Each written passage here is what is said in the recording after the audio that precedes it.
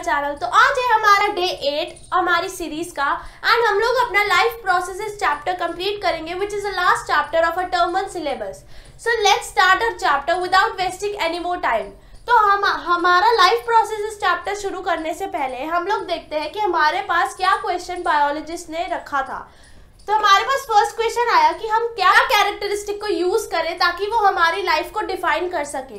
तो हम जब ये क्वेश्चन का आंसर ढूंढ रहे थे तो हमारे पास पहला थ्योरी आई कि हम विजिबल मूवमेंट को अपनी डिफाइनिंग कैरेक्टरिस्टिक नहीं रख सकते, क्योंकि हमारे पास कुछ ऐसे केसेस आए जिसने इस स्टेटमेंट को सपोर्ट किया। जैसे कि हमारे पास हम वायरसेस का एग्जांपल लेते हैं, तो वायरसेस जो है वो कोई मॉलिक्यूलर मूवमेंट शो नहीं करते जब तक वो किसी भी सेल को इन्फेक्ट ना कर ले। तो जब तक कोई सेल इन्फेक्ट नहीं होता वायरस से, तो हम ये नहीं कहते कि वायरस डेड है, चाहे हम उसमें कोई मूवमेंट देखें या ना देखें। तो इसीलिए हमने अपनी डिफाइनिंग कैरेक्टरिस्टिक में विजिबल मूवमेंट को नहीं रखा। तो अब हम लोग बढ़ते हैं हमारी ह्यूमन बॉडी की कॉम्पोजिशन की तरफ।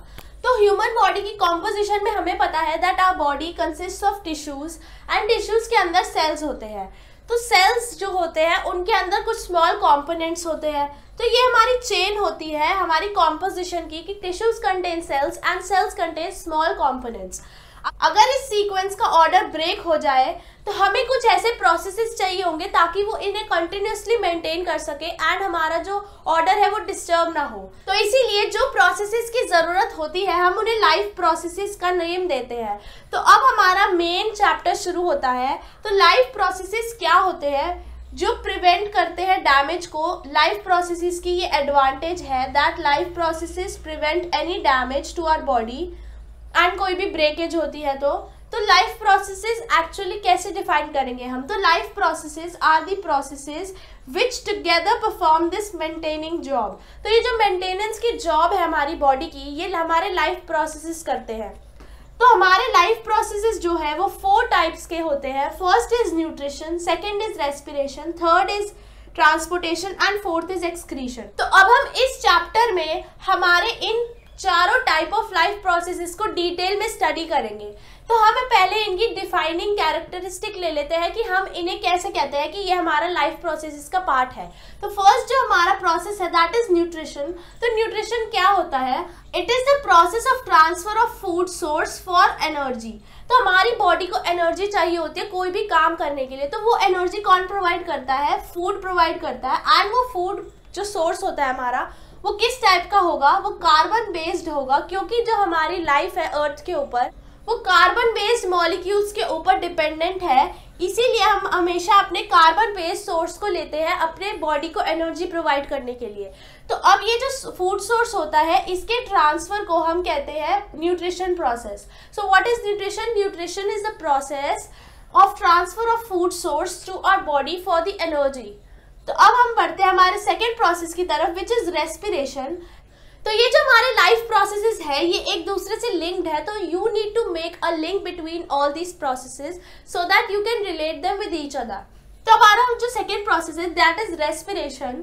तो रेस्पिरेशन क्या प्रोसेस है? It is the process of acquiring oxygen from outside the body to use it in the process of breakdown of food sources.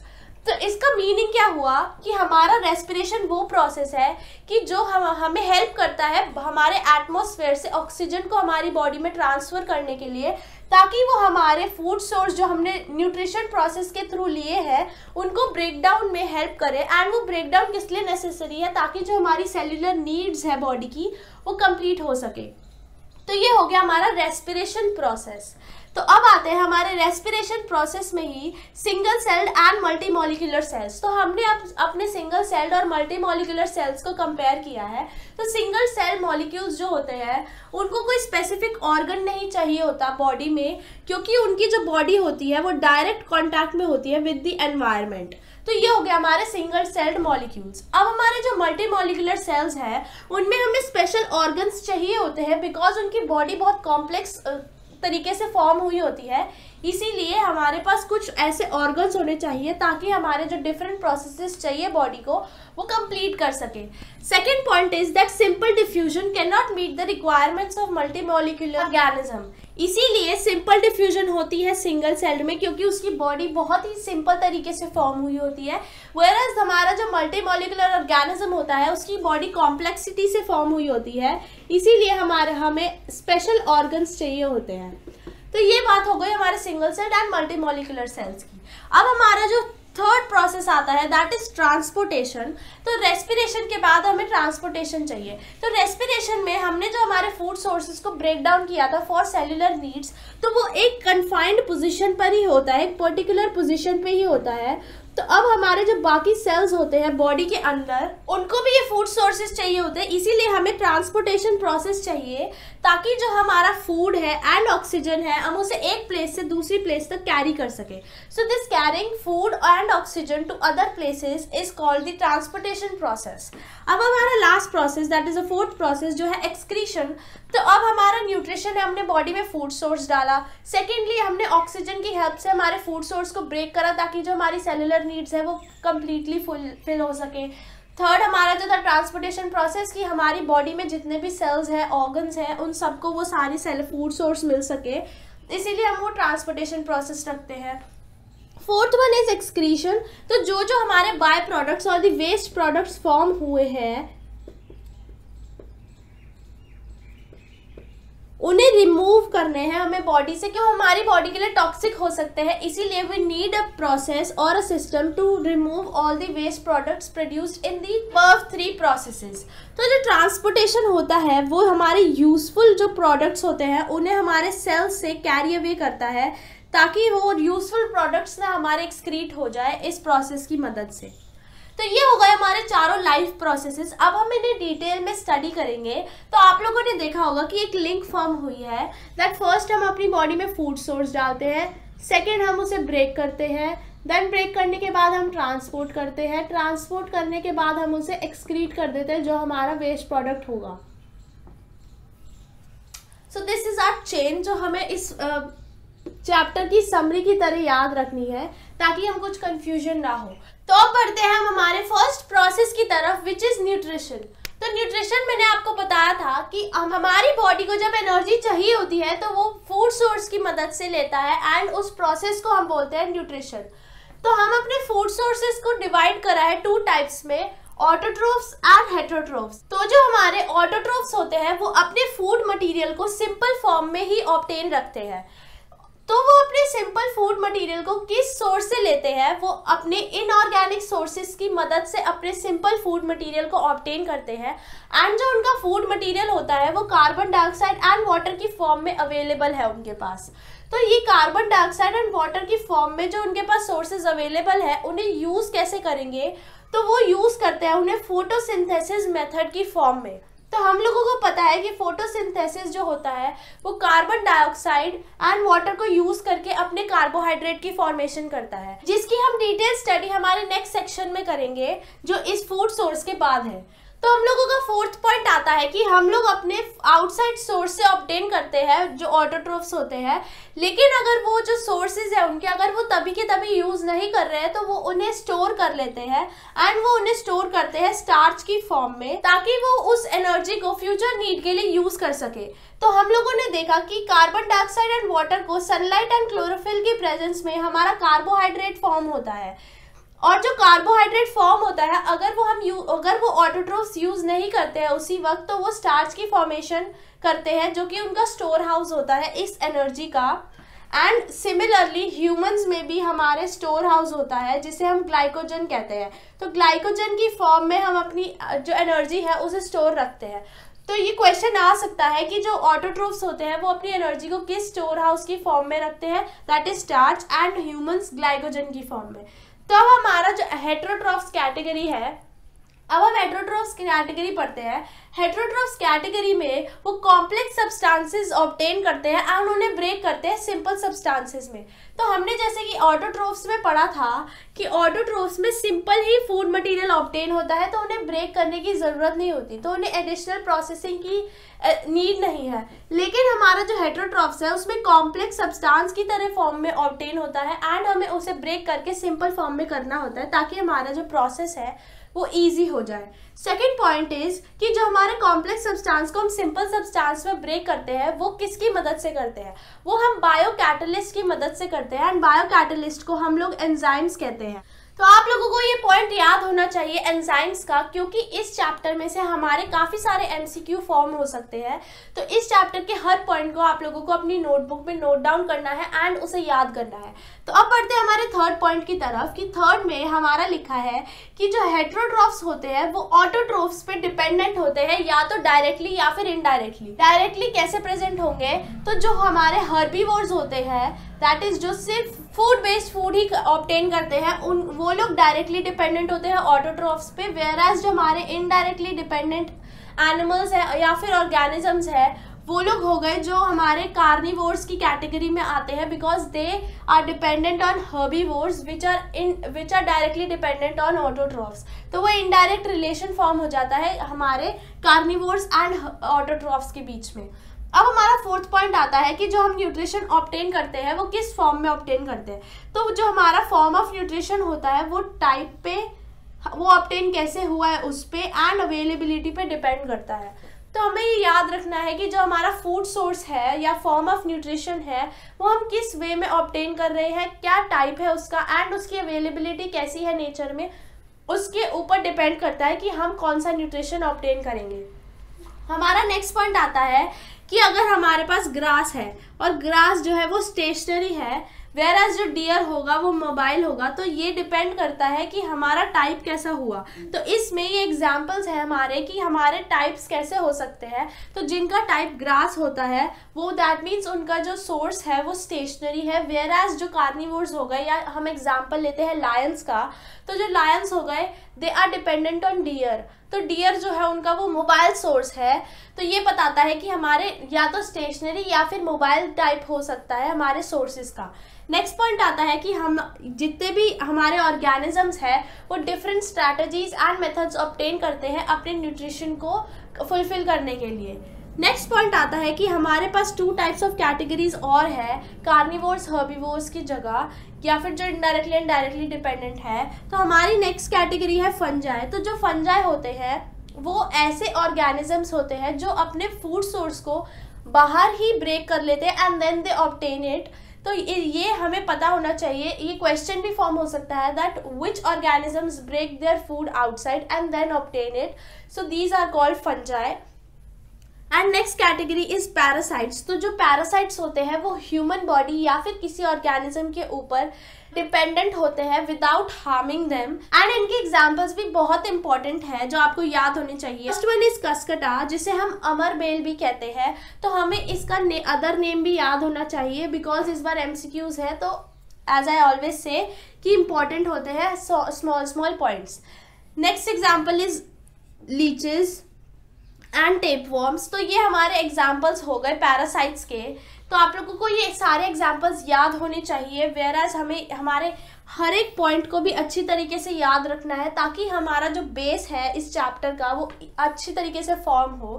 तो ये हो गए हमारे 2 types of food sources, heterotrophs and autotrophs. तो इनके आपको पॉइंट्स याद होने चाहिए। तो अब हम बढ़ते हैं हमारे फोटोसिंथेसिस के प्रोसेस की तरफ। अब हम फोटोसिंथेसिस के प्रोसेस को डिटेल में स्टडी करेंगे। तो फोटोसिंथेसिस के प्रोसेस की इक्वेशन हो जाएगी हमारी 6 times CO2 plus 12 time water gives us carbohydrate, जो कि हमारा हो गया glucose, 6 times O2 and 6 times water. तो ये हमारी हो गई इक्वेशन फोटोसिंथेसिस की। तो अब हम लोग पढ़ते हैं कि इवेंट्स के कैसे किस ऑर्डर में होते हैं फोटोसिंथेसिस में।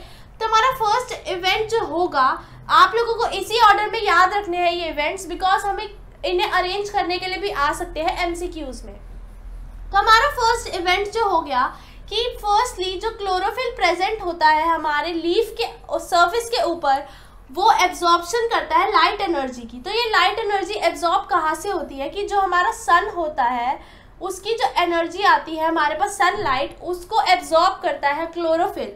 सेकेंड इवेंट हो गया कि हमारी जो लाइट एनर्जी है हम उसे केमिकल एनर्जी में कन्वर्ट करते हैं by splitting of water molecules. तो हमारा सेकेंड इवेंट क्या हो गया कि जो हमारा लाइट एनर्जी है जो हमने एब्जॉर्ब करी है क्लोरोफिल ने, उसको हम केमिकल एनर्जी में ट्रांसफर करते हैं by splitting of water molecules. And splitting of water molecules की इक्वेशन हो जाएगी twice of water gives us twice of hydrogen gas plus oxygen. ये इक्वेशन हमने अपने केमिकल रिएक्शंस एंड इक्वेशंस वाले चैप्टर में भी पढ़ी थी। थर्ड इवेंट हो जाएगा हमारा कि जो हमारी कार्बन डाइऑक्साइड है वो कार्बोहाइड्रेट्स में कन्वर्ट हो जाएगी। तो ये हो गए हमारे 3 स्टेप्स का इवेंट्स जो फोटोसिंथेसिस में होते हैं। अब हमें एक नोट याद रखना है कि जो हमारे स्टेप्स हैं ऊपर के तीनों वो एक साथ इमीडिएटली एक दूसरे के बाद अकर नहीं होते हैं। एंड इसका बेस्ट एग्जांपल हमने जो लिया है कि जो डेजर्ट्स होते हैं वहाँ के जो प्लांट्स हैं वो कार्बन डाइऑक्साइड लेते हैं नाइट में, that is they takes carbon dioxide at night and then जो इंटरमीडिएट प्रिपेयर हुआ है रात को ही, that is being acted upon by the energy in the morning. तो मतलब कि CO2 प्लांट्स ले लेते हैं रात को एंड अपने इंटरमीडिएट को भी प्रिपेयर कर लेते हैं, लेकिन जो इंटरमीडिएट के आगे का प्रोसेस होता है दैट इज जो हमारी एनर्जी हमने ली है उसको जब हम एक्ट करवाना होता है हमारे इंटरमीडिएट के ऊपर तो वो मॉर्निंग में होता है। तो हमने देखा कि रात के प्रोसेस की प्रिपरेशन हो जाती है वेरएज जो वो एक्चुअल में अकर होता है वो मॉर्निंग में होता है। तो ये एग्जाम्पल शो करता है कि जो ऊपर की तीनों हमारी स्टेप्स है वो एक साथ अकर नहीं करते, जब नीड होती है तब उस सीक्वेंस में अकर करते हैं। तो अब हम बात करते हैं हमारे स्टोमेटा की। तो स्टोमेटा जो होता है वो मैसिव गैसियस एक्सचेंज करवाता है। तो स्टोमेटा को हम डिटेल में स्टडी करते हैं। सपोज हमने हमारा एक सेल लिया, प्लांट सेल के अंदर ये हमारे जो ग्रीन डॉट्स हो गए हम इन्हें सेल ऑर्गेनेलीज कहते हैं। एंड ये जो सेल ऑर्गेनेलीज है ये क्लोरोप्लास्ट इनका साइंटिफिक नेम होता है। तो हमारे सेल्स के अंदर जो ग्रीन स्पॉट्स हम देखते हैं वो हमारे सेल ऑर्गेनेलीज होते हैं जिन्हें हम क्लोरोप्लास्ट कहते हैं। तो अब हम लोग पढ़ते हैं हमारे स्टोमेटा की कैरेक्टरिस्टिक्स को। तो कैरेक्टरिस्टिक्स स्टोमेटा की क्या कहती है, ये जो डायग्राम हमें दिख रहा है ये स्टोमेटा का माइक्रोस्कोपिक डायग्राम होता है जो आप लोगों को याद होना चाहिए बिकॉज इसकी लेबलिंग भी MCQs में पूछी जा सकती है। तो ये जो हमारे 2 किडनी बीन शेप्ड दिख रहे हैं सेल्स, हम इन्हें कहते हैं गार्ड सेल्स। और ये जो बीच का हमारे पास स्पेस है इसे हम कहते हैं स्टोमेटापोर। तो ये हमारी हो जाएगी स्टोमेटापोर। एंड अगेन जो हमारे ये डॉट्स है स्पॉट्स है इन्हें हम कहेंगे क्लोरोप्लास्ट। तो ये हमारा पूरा स्टोमेटा का स्ट्रक्चर है। तो अब हम हर एक पार्ट के बारे में डिटेल में पढ़ते हैं कि उनका क्या रोल होता है स्टोमेटा के अंदर। स्टोमेटा का पार्ट है दैट इज गार्ड सेल्स। तो गार्ड सेल्स जो होते हैं उनकी एक बेसिक कैरेक्टरिस्टिक होती है that they help in opening and closing of pore. Pore कौन सा, ये जो हमारा स्टोमेटा का पोर है इसकी क्लोजिंग एंड ओपनिंग में हेल्प करते हैं हमारे गार्ड सेल्स। तो ये होता कैसे है कि जब हमारा गार्ड सेल्स श्रिंक हो जाते हैं दैट मीन्स उनके अंदर वाटर जो है वो बाहर निकल जाता है, तो वो हम कहते हैं कि गार्ड सेल्स तब क्लोज हो गए हैं। वेयरएज जब गार्ड सेल्स ओपन होते हैं तो हम कहते हैं कि वो स्वेल हो गए हैं। एंड स्वेल भी सिर्फ वाटर की वजह से होते हैं बिकॉज वाटर उनके अंदर एंटर कर जाता है। क्लोज में हमने क्या पढ़ा कि वाटर एग्जिट कर जाता है, ओपन में हमने पढ़ा कि वाटर एंटर कर जाता है। तो हमारा जो स्टोमेटा होता है वो क्लोज हो जाता है जब CO2 हमें नहीं चाहिए होती बिकॉज अगर हमारा स्टोमेटा 24/7 ओपन रहेगा तो उसमें से वाटर लॉस होता रहेगा। एंड हमारे जो वाटर लॉस का प्रोसेस है उसे हम ट्रांसपिरेशन कहेंगे। तो वाटर लॉस ना हो हमारे प्लांट से, इसीलिए जब हमें कार्बन डाइऑक्साइड की ज़रूरत नहीं होती है तब हमारा स्टोमेटा क्लोज हो जाता है। सेकेंड प्रॉपर्टी इज कि जो अब स्टोमेटा हमने पढ़ ली उसकी कैरेक्टरिस्टिक्स, तो अब हम अपने स्टोमेटा को डिफाइन कर देते हैं साइंटिफिक लैंग्वेज में कि स्टोमेटा जो होता है, सपोज ये हमारी लीफ हो गई, तो लीफ के ऊपर हमारे जो सरफेस पे पोर्स प्रेजेंट होते हैं हम उन्हें कहते हैं कि वो स्टोमेटल पोर्स है। तो ये हो गए हमारे स्टोमेटा। तो स्टोमेटा की हमारी लोकेशन क्या होती है that they are present on the surface of the leaf. तो ये हो गई हमारी स्टोमेटा की लोकेशन एंड हमारे गार्ड सेल्स की कैरेक्टरिस्टिक्स भी पढ़ ली हमने कि उनका क्या रोल होता है हमारे फोटोसिंथेसिस में। तो ये सारी बात हो गई हमारे स्टोमेटा, गार्ड सेल्स एंड हमारे क्लोरोप्लास्ट की। अब हमें एक लास्ट पॉइंट जो पढ़ना है कि हमारे जितने भी ये सोर्सेज होते हैं वाटर, ये हम सॉइल से ऑब्टेन करते हैं with the help of roots, and जो बाकी हमारे एलिमेंट्स चाहिए होते हैं हमें प्लांट ग्रोथ में, that is nitrogen, phosphorus, iron, magnesium, ये भी हम सॉइल से ऑब्टेन करते हैं। लेकिन इनमें से जो नाइट्रोजन होता है वो इनऑर्गेनिक नाइट्रेट्स या नाइट्राइट्स की फॉर्म में ऑब्टेन किया जाता है एंड वो सिंथेसिस ऑफ प्रोटीन में हेल्प करता है। तो ये भी एक एमसीक्यू आ सकता है that which element is present in the plants which help them to synthesize the proteins. तो ये हो गए हमारे नाइट्रोजन एलिमेंट। तो ये था हमारा पूरा फोटोसिंथेसिस का प्रोसेस। हमने अपने इवेंट्स रीड करे, हमारी इक्वेशन क्या होगी, balanced chemical equation of photosynthesis. ये हमारा ऑर्डर हो जाएगा तीनों इवेंट्स का। ये नोट हमें याद रखना है that they do not occur immediately one after the other, and we have the example for point also. Then we read about the stomata. Stomata के अंदर हमने क्लोरोप्लास्ट पढ़े that the green spots present in the cells are the chloroplasts which are the cell organelles, and then we read about the stomatal characteristics that stomata are the tiny pores present on the surface of leaf, and the second characteristic is that they close when CO2 is not needed, because if they are open 24/7 then there will be loss of water molecules which will lead to deficiency of water or dehydration of plant. तो ये हमारे हो जाएंगी characteristics. Then we read about the guard cells that they help in opening and closing of the stomatal pores. अब हम लोग पढ़ते हैं कि हम अपने न्यूट्रिशन को ऑब्टेन कैसे करते हैं। तो न्यूट्रिशन जो हम ऑब्टेन करते हैं वो अलग अलग मेथड्स में करते हैं। तो जो फूड है एंड जो मेथड्स है हमारे वो डिफरेंट है, इसीलिए हमारे जो डाइजेस्टिव सिस्टम्स होते हैं वो भी डिफरेंट होते हैं। जैसा कि हम आगे पढ़ेंगे कि काउस का जो स्मॉल इंटेस्टाइन होता है वो ज़्यादा बड़ा होता है as compare to the lions, क्योंकि लायंस को कम डाइजेशन चाहिए होती है मीट में, एंड जो हमारी काउज होती है उनको सेल्यूलोज डाइजेस्ट करना होता है, इसीलिए they have a large small intestine. तो ऐसे ही हमारे पास डिफरेंट डाइजेस्टिव सिस्टम्स प्रेजेंट होते हैं because we have different foods and the methods in which they are obtained. इसीलिए जो हमारे यूनिसेल्युलर्स होते हैं वो अपने इजीली अपनी डिजायर्ड न्यूट्रिशन को ऑब्टेन कर लेते हैं। जैसे जैसे हमारी कॉम्प्लेक्सिटी इंक्रीज होती है वैसे वैसे हमारे जो मेथड्स हैं न्यूट्रिशन के जो हम चाहते हैं वो धीरे धीरे डिफिकल्ट होते जाते हैं। जैसे कि हमने एग्जांपल लिया अमीबा का, तो अमीबा जो है वो अपने फिंगर लाइक प्रोजेक्शंस की मदद से अपने फूड को ऑब्टेन करता है। तो इसका एक हमारे पास पूरा इवेंट चार्ट है जिस वे में हमारा अमीबा जो है वो ऑब्टेन करता है अपने फूड को। फर्स्ट स्टेप हो गया कि वो अपने फिंगर लाइक प्रोजेक्शंस की मदद से अपने डिजायर्ड फूड पार्टिकल्स को फ्यूज करता है, एंड जो डिजायर्ड फूड पार्टिकल्स है वो फूड वैक्यूल की फॉर्म में ट्रैप हो जाते हैं, एंड देन जैसे ही वो फूड वैक्यूल की उसमें ट्रैप हो जाते हैं उनका जो कॉम्प्लेक्स फूड है वो सिंपलर फूड में ब्रेक होना शुरू हो जाता है, that is diffused into cytoplasm in the later stage. तो ये हो गए हमारे इवेंट्स ऑफ अमीबा।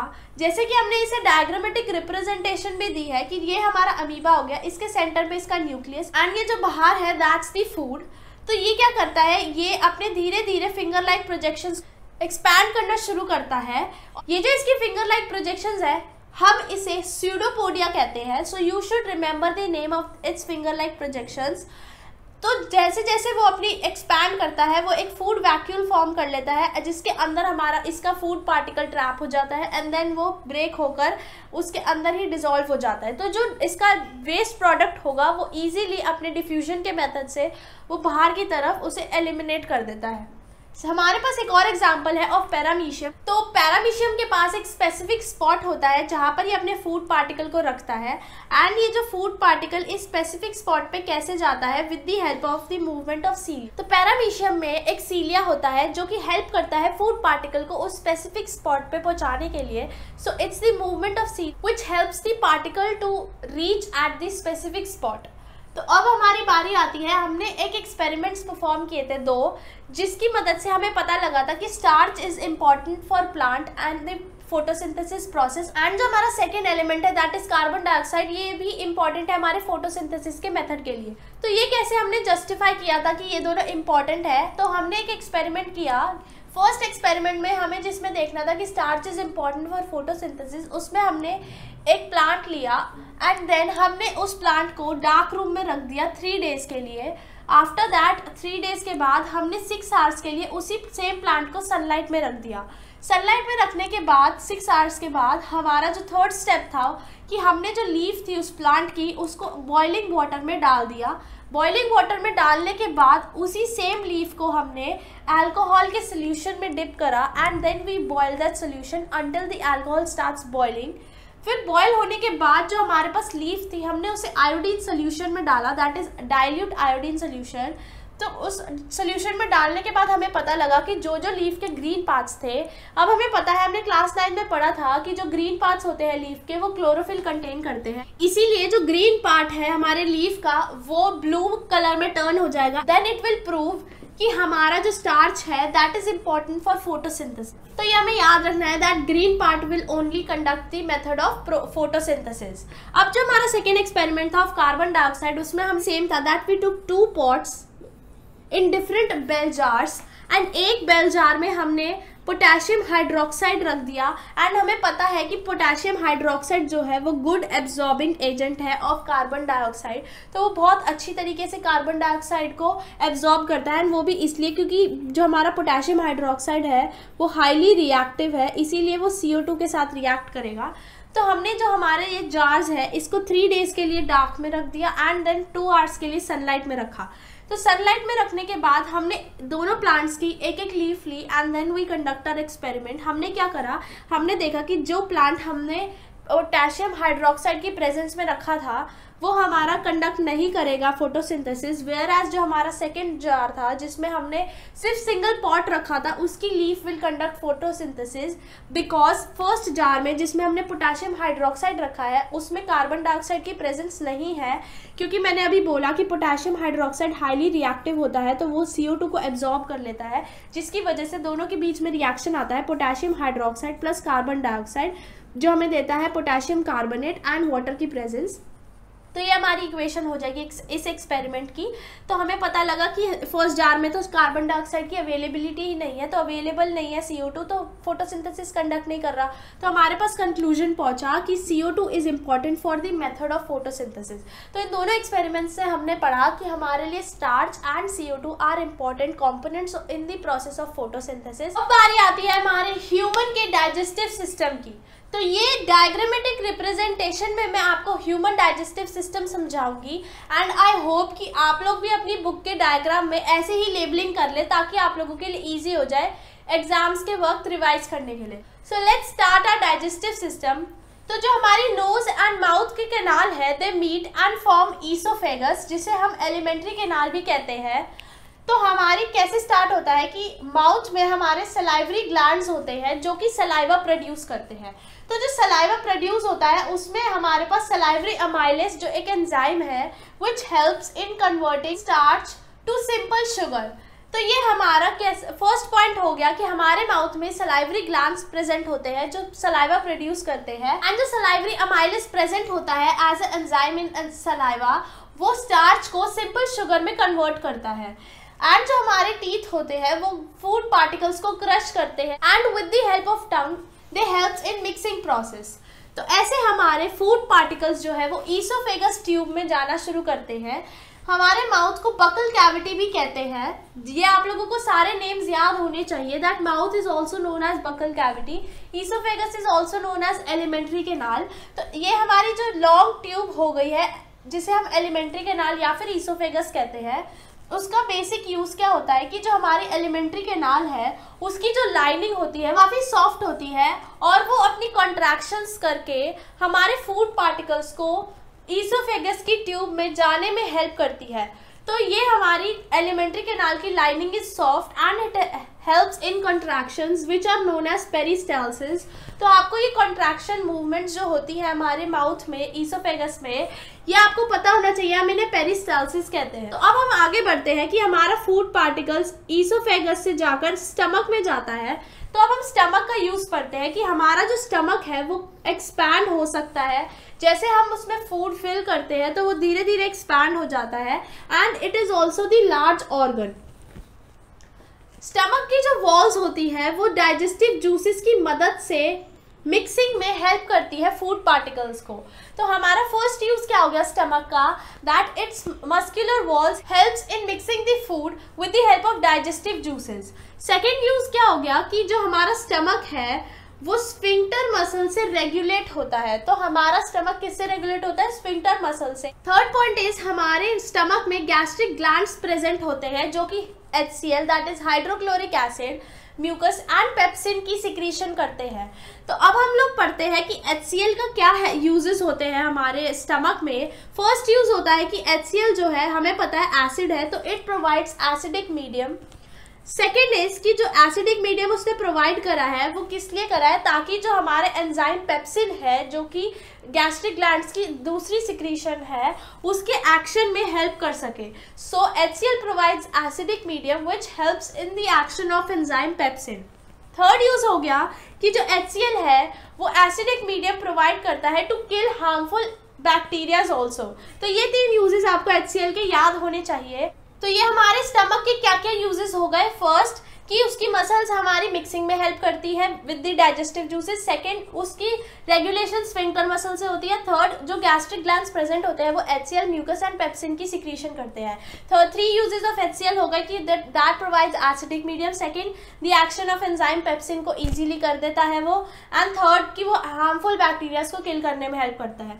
स्टमक के बाद हम लोग जाते हैं हमारे पेनक्रियाज की तरफ। पेनक्रियाज जो होते हैं वो पेनक्रियाटिक जूस को सिक्रीट करते हैं, एंड जो पेनक्रियाटिक जूस में एक एंजाइम प्रेजेंट होता है उसे लिपेस कहते हैं हम, और लिपेस जो है वो कार्बोहाइड्रेट्स को डाइजेस्ट करने में हेल्प करता है, एंड जो सेकंड एंजाइम है विच इज ट्रिप्सिन वो प्रोटीन की डाइजेशन में हेल्प करता है। तो हमारे पेनक्रियाज में पेनक्रियाटिक जूस जो सिक्रीट होता है उसकी first enzyme which is lipase वो हमारे हेल्प करता है कार्बोहाइड्रेट्स की डाइजेशन में, एंड जो सेकंड ट्रिप्सिन है ये हमारे प्रोटीन की डाइजेशन में हेल्प करता है। तो ये दोनों एंजाइम्स आपको याद होने चाहिए बिल्कुल अच्छी तरह, एंड देयर यूजेस। अब पेनक्रियाज के बाद चलते हैं हम अपने स्मॉल इंटेस्टाइन के पास। स्मॉल इंटेस्टाइन जो होता है वो लॉन्गेस्ट पार्ट होता है, एंड उसे लॉन्गेस्ट पार्ट इसलिए कहते हैं क्योंकि वो कॉम्पैक्ट स्पेस में फिट होता है, एंड कॉम्पैक्ट स्पेस में फिट इसलिए होता है because of extensive coiling. Small intestine is the longest part which is fitted in the compact space because of extensive coiling. आपको इसका रीजन पता होना चाहिए, तो दिस इज ऑल्सो इम्पॉर्टेंट।